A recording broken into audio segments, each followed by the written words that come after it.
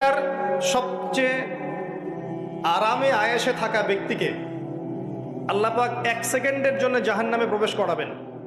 হাদিস এসেছে, দুনিয়াতে আল্লাহ পাক যাকে সবচেয়ে বেশি নিয়ামত দিয়েছেন, one kind of Bill Gates, কথা বুঝতে পারছেন? ইমানদার ছিল না, কাফের ছিল, প্রচুর ধন সম্পদ আল্লাহ পাক দিয়েছেন। আল্লাহ পাক তাকে 1 মুহূর্তের জন্য জাহান্নামে ঢোকাবেন, কিয়ামতের মাঠে ঢুকিয়ে বের করবেন। বের করে বলবেন, দুনিয়াতে সুখে ছিলে? দুনিয়াতে কি সুখে ছিলে তুমি?